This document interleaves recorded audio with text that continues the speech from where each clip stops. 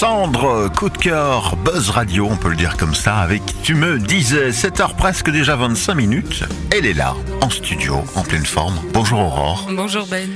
Bienvenue chez toi, presque. Oui, tout Presque, à fait. Oui. Tu t'y sens bien dans ce studio. Je te cède la place directement pour ta nouvelle édition de Ton Pense-Bête. Alors Ben, on a beaucoup entendu parler de ce mannequin à l'effigie de Charles Michel qui aurait été pendu à une potence par des syndicalistes mécontents. Plusieurs figures politiques se sont dites choquées par la portée de ce geste et ont rappelé le traumatisme que cela pouvait représenter pour les proches du Premier ministre et d'abord pour ses enfants de voir ce simulacre ainsi exécuté.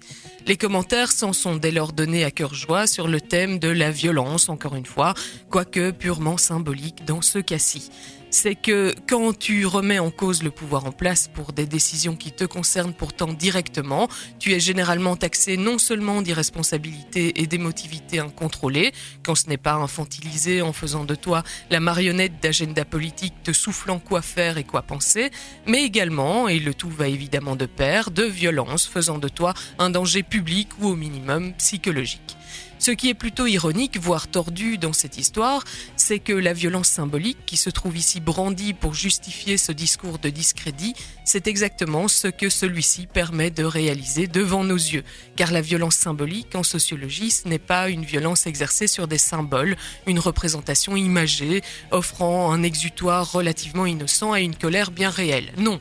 La violence symbolique, c'est précisément la manière dont les discours, les institutions, l'organisation sociale, le système de valeurs mis en avant assurent la minoration et l'invisibilisation des dominés d'une société par et pour le groupe dominant.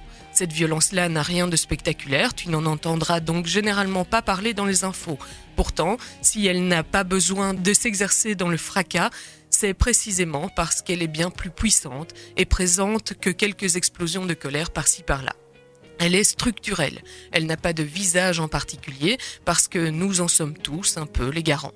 Et ces victimes sont aussi invisibles qu'innombrables. Cette violence-là provoque bien moins d'indignation que celle dont on te parlera le plus souvent dans les journaux. Pas d'édito drapé de bonne conscience, pas de réaction à chaud de confrères émus, pas d'images qui font le buzz. Aucune ne mérite pourtant plus notre refus et notre attention que ce poison qui trouve à s'immiscer jusque dans les esprits de ses victimes. Condamnons donc la violence symbolique et exposons-la afin de ne plus confondre un jeu de poupées avec la condescendance d'un gouvernement qui prétend pouvoir dialoguer sans ne rien vouloir entendre, le mépris de ceux qui ont accès à la parole publique pour ceux qui doivent l'arracher de force, le bon droit dont sont convaincus ceux qui ont tout reçu face à ceux qui n'ont rien à perdre. Merci Aurore, une nouvelle fois pour cette description d'une violence sournoise qui s'immisce un peu partout, qui est présente, omniprésente et dont on ne parle pas beaucoup de fait. Excellente journée à toi. Merci à toi aussi. À très bientôt. Et puis on va repartir en musique si tu le veux bien avec Julie Zenati, Si je m'en sors, ou bien encore Thérapie qui reviennent nous chanter Diane. Buzz Radio, juste pour vous.